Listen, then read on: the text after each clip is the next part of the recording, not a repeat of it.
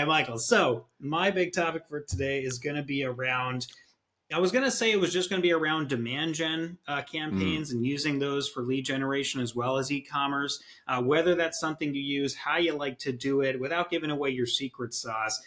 What are your sort of best practices for using it for a lead generation base, or just in general?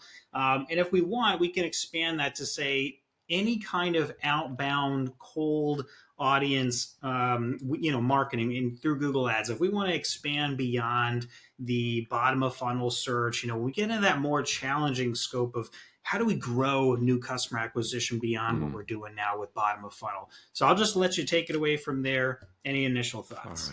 right. Well, there's a big presupposition and assumption that I use these things, and I'll be Yeah. honest, we don't use them. Okay. So No demand gen at all. no, we did for a bit, and the results were just not good.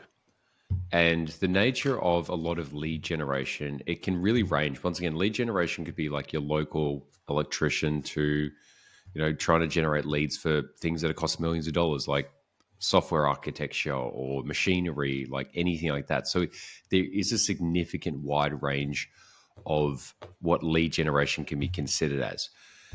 Now, on the fundamental level, Google Ads is primarily like search is a search network. So people are proactively looking for it. So we know that can always have a tick to the extent that you can actually get the type of traffic you want or people are proactively searching. That's up to the market, not up to us.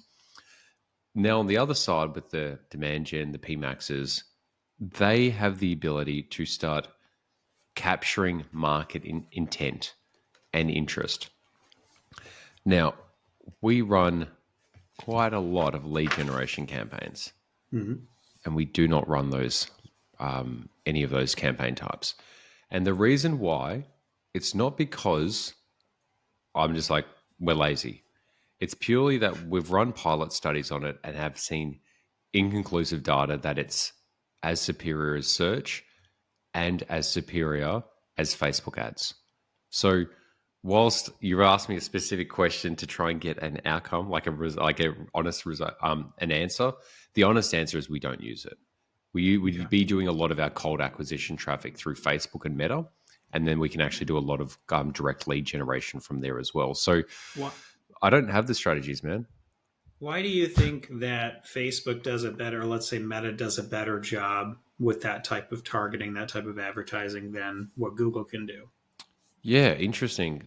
Once again, these are just like like these are just theories, but I think Facebook has had a significantly longer runway of doing matching their advertising channel to human behavior and like psychological biases towards Mm-hmm. what people engage with, websites they've been to, because people would have their back in the day they'd have like our page on Facebook, which is Mm-hmm. essentially a tracking pixel, and they had more enriched data around user behavior, while Google's data was more enriched around user intent, like Mm-hmm. in terms of just searching.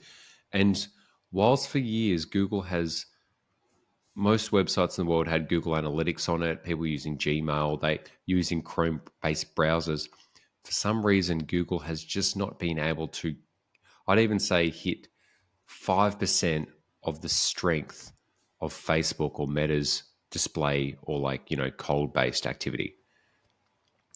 Billions of dollars are spent on, like, we all know that Google is the highest, more money spent on Google than Facebook, but that's Google search and YouTube as well. It's not really on the display network. Facebook is purely their quote unquote display network. Yes, they've got another lot of placements, but it's just the placements on the feeds, on the reels, on Instagram and on Facebook as well. So the reason why I think it's better, I just think that the softwares or behind them have been, the architecture has been created for a different type of user action, and then they've measured the behavior differently, and then they've Mm-hmm. measured like maybe the human biases, because Facebook and Instagram really can like go pierce deep into the human psyche of like unconscious Right. biases.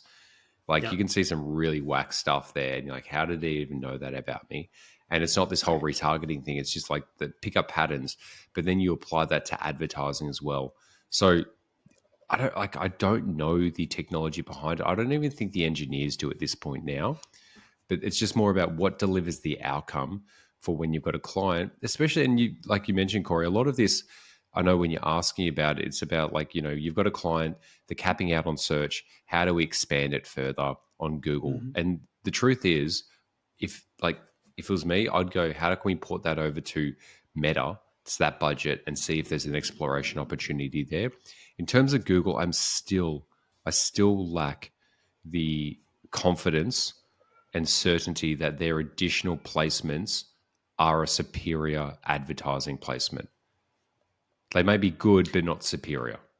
Let me ask you this real quick. If the core customer demographic for a business has been tried and tested, and it just really seems to be that their core demographic of buyers is not really found through meta advertising, then what?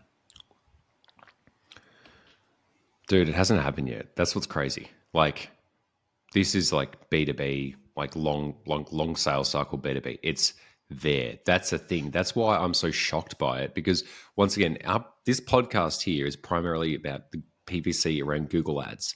But the reality is PPC does encompass these other channels as well.